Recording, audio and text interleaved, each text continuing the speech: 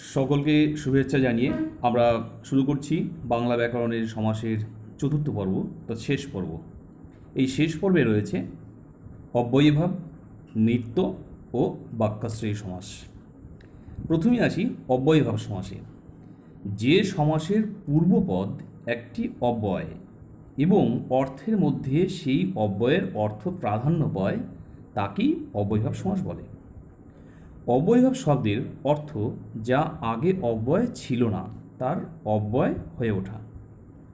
উপসর্গ যোগে এই সমাস গঠিত হয় বলে একে উপসর্গ তৎপুরুষ সমাসও বলা হয়।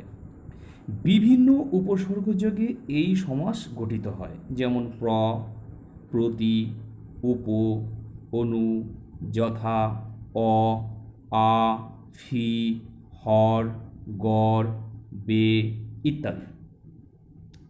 যে প্র উপসর্গ দিয়ে গঠিত সমাসবদ্ধ পদগুলি যেমন প্রশাখা, প্রত্যঙ্গ।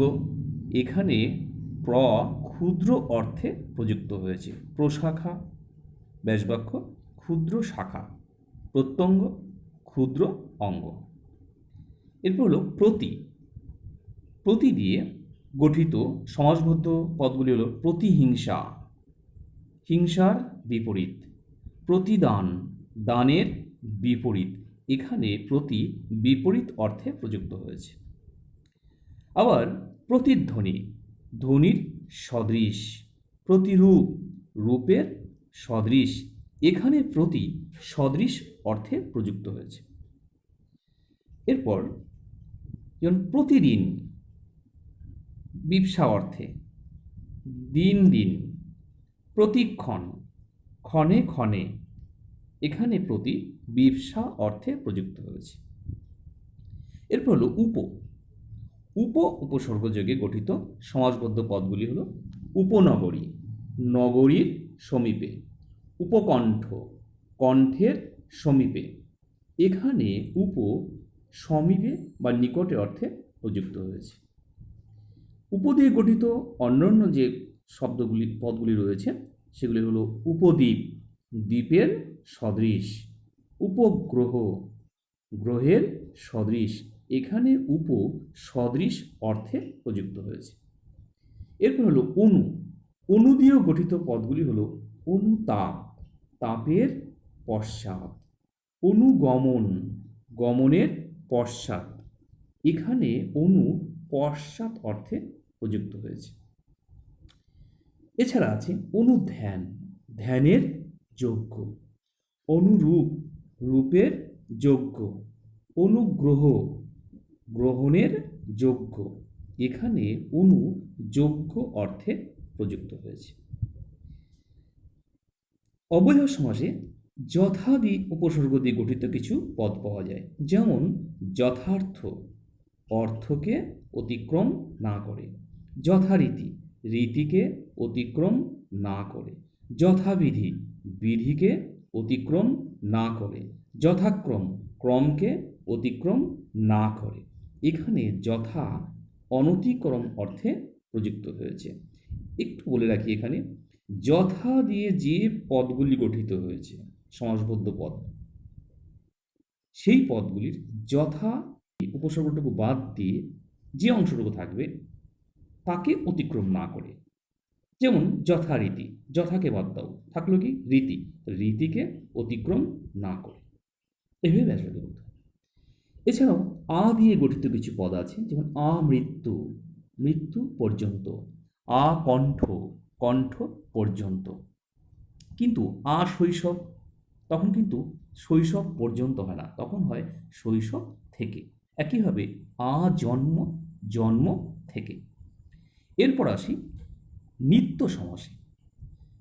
যে সমাসের সাধারণ নিয়মে ব্যাসবাক্য হয় না, ব্যাসবাক্য নির্ণয় করার জন্য অন্য পদের আশ্রয় নিতে হয়, তাকে নিত্য সমাস বলে। এই পদের বৈশিষ্ট্য কি? এই সমাসের বৈশিষ্ট্যগুলি হচ্ছে, সাধারণত ব্যাসবাক্য গঠিত হয় কেবল, অন্য, এইসব পদ দিয়ে। আসলে বৈশিষ্ট্য নয়, এটা হচ্ছে চেনার উপায়। কিছু ক্ষেত্রে তুল্য অর্থে হয়, তুল্য। যেমন জল মাত্র, কেবল জল। নাম মাত্র, কেবল নাম। দর্শন মাত্র, কেবল দর্শন। কিন্তু বকাবকি, কেবল বকা। হাঁটাহাঁটি, কেবল হাঁটা। ঘোরাঘুরি, কেবল ঘোরা। এই বকাবকি, হাঁটাহাঁটি, ঘোরাঘুরি এইগুলোকে দেখে আমাদের ব্যতিহার বহুব্রীহির কথা মনে পড়ে যায়। ব্যতিহার বহুব্রীহির সঙ্গে এই সমাসবদ্ধ পদগুলির একটা মিল আছে বাহ্যিক দিক থেকে, কিন্তু অর্থগত দিক থেকে একটা অমিল রয়েছে। ব্যতিহার বহুব্রীহিতে যে কাজটি চলে সেটি একের অধিক ব্যক্তির মাধ্যমে, দুই বা তার বেশি। কানে কানে যে কথা, লাঠিতে লাঠিতে যে যুদ্ধ, একজন লাঠি নিয়ে আরেকজনের সঙ্গে যুদ্ধ করছে। এখানে একটা লোকই বকে যাচ্ছে, তাহলে বকাবকি করছে মানে একই লোক বকে যাচ্ছে। হাঁটাহাঁটি মানে একই লোক ঘোরাঘুরি করছে, হাঁটাহাঁটি করছে। এই জন্য হচ্ছে কেবল হাঁটা। ব্যাপারটা এরকম নয় হেঁটে হেঁটে যে কাজ, ব্যাপারটা এরকম নয় ঘুরে ঘুরে যে কাজ। আসলে একই ব্যক্তি এদিক ওদিক ঘোরাফেরা করছে, সেটা কি ঘোরাঘুরি। তাহলে সেক্ষেত্রে ব্যাসবাক্যটা কি কেবল ঘোরা। এগুলো কিন্তু ব্যতিহার বহুব্রীহি নয়। আর ব্যতিহার বহুব্রীহির সঙ্গে এগুলি এটাই হচ্ছে তফাৎ। এছাড়াও আছে দেশান্তর, অন্য দেশ। মতান্তর, অন্য মত। গ্রামান্তর, অন্য গ্রাম। রূপান্তর, অন্য রূপ। তাহলে আমরা দেখছি এই ব্যাসবাক্যে, এই সমাসে মাত্র দিয়ে যেগুলি থাকে সেগুলি কেবল। মাত্র দিয়ে, পদের মধ্যে মাত্র, সমাসবদ্ধ পদে মাত্র থাকলে তার ব্যাসবাক্যের ক্ষেত্রে আমরা কেবল ব্যবহার করছি। এছাড়াও যদি একই পদ দুবার থাকে, বকাবকি, হাঁটাহাঁটি, সেগুলি আমরা কেবল দিয়ে করতে পারি যদি ব্যতিহার বহুব্রীহি না হয় সেগুলো। আর যে পদগুলি শেষে অন্তর আছে, অন্তর, সেগুলির ব্যাসবাক্য আমরা অন্য দিয়ে করতে পারি। যেমন দেশান্তর, মতান্তর, গ্রামান্তর, রূপান্তর। দেশান্তরের অন্য দেশ, মতান্তর অন্য মত, গ্রামান্তর অন্য গ্রাম, রূপান্তর অন্য রূপ।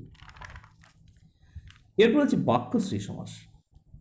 যে সমাসের একটি সম্পূর্ণ বাক্য বা বাক্যাংশ সমাসবদ্ধ পদের রূপে প্রযুক্ত হয় তাকেই বাক্যশ্রী সমাস বলে। যেমন বসে আঁকো প্রতিযোগিতা। তাহলে ব্যাসবাক্যতেও আছে বসে আঁকো প্রতিযোগিতা, আবার সমাসবদ্ধ পদটিও তাই। একই রকমভাবে সবুজ বাঁচাও কমিটি, রক্তদান শিবির, কৃষি উন্নয়ন সমিতি, এইগুলির ব্যাসবাক্যও যা, সমাসবদ্ধ পদ তাই। আমরা এবার কিছু সমাসবদ্ধ পদ বিশ্লেষণ করে দেখাবো, তার ব্যাসবাক্য নির্ণয় এবং সমাস নির্ণয় করে দেখাবো। এতদিন ধরে যে উপায়গুলি বলা হলো, যেভাবে আমরা ব্যাসবাক্য করার কথা বললাম বা ব্যাসবাক্য করার পর সমাস নির্ণয় করতে বললাম, ঠিক সেই সূত্র ধরে আমরা কিছু সমাসবদ্ধ পদের ব্যাসবাক্য করে দেখাবো।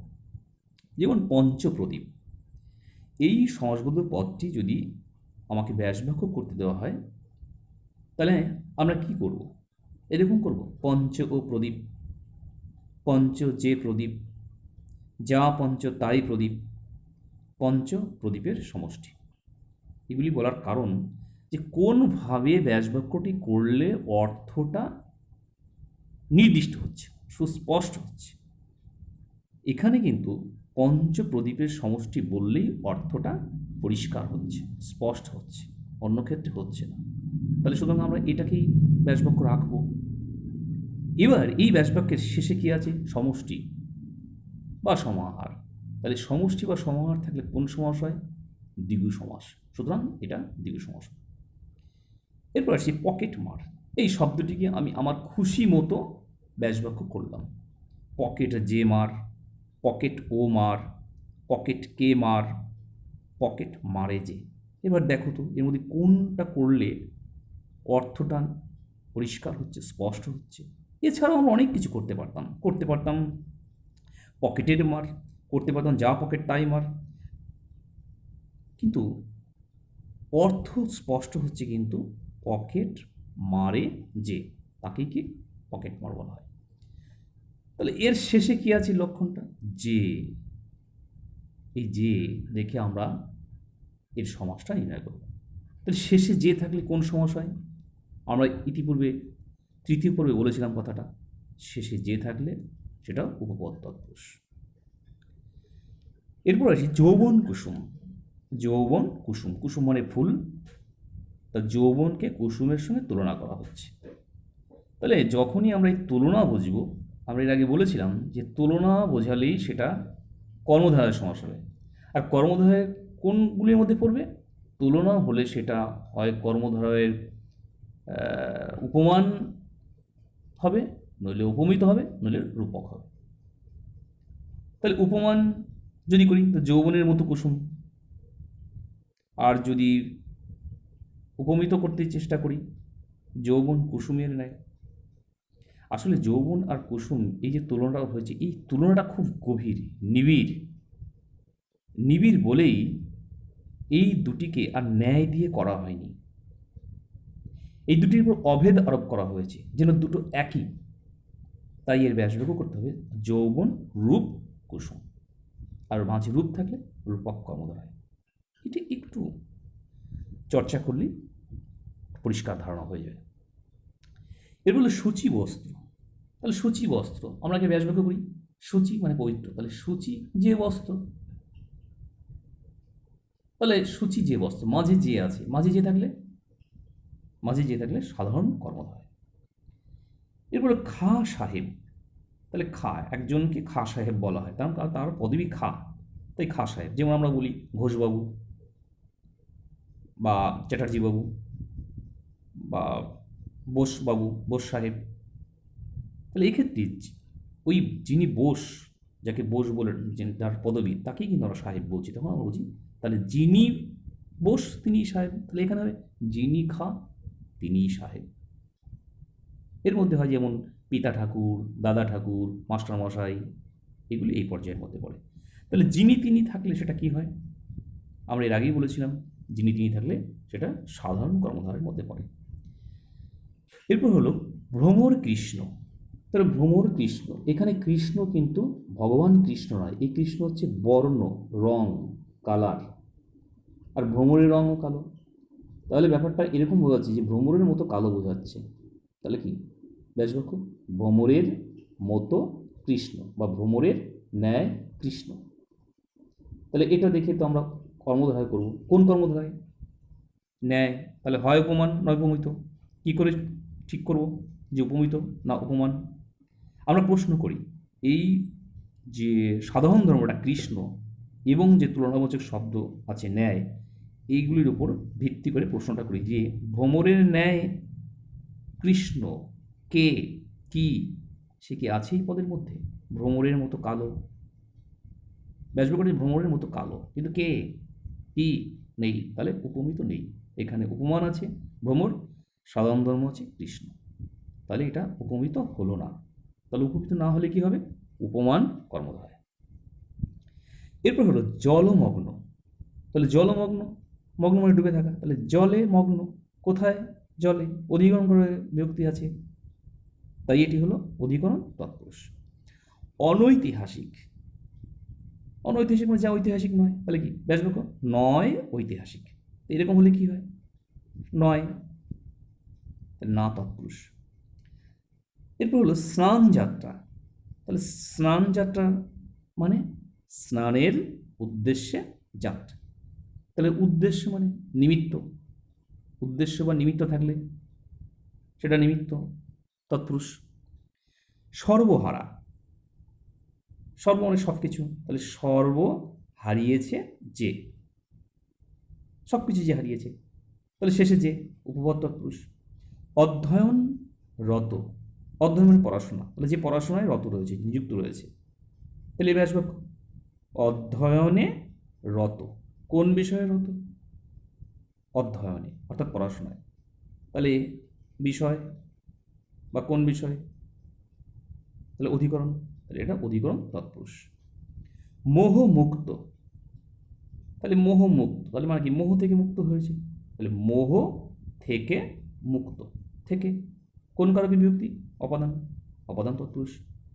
রোগ জীর্ণ, রোগ দ্বারা জীর্ণ, দ্বারা রয়েছে, তাহলে করণ তৎপুরুষ।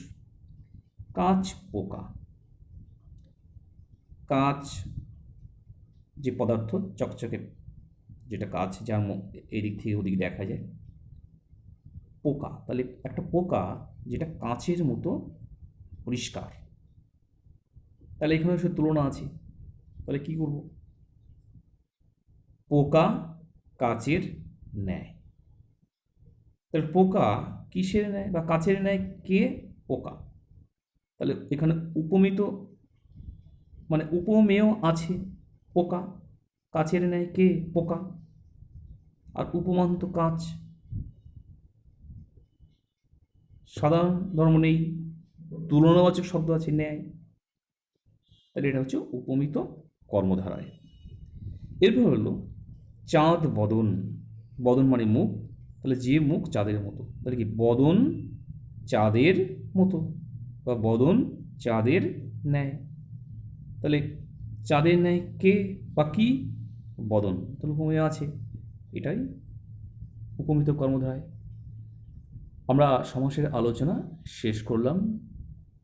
এই আলোচনার দ্বারা যদি কেউ উপকৃত হয় তাহলে চিরকৃতজ্ঞ থাকব।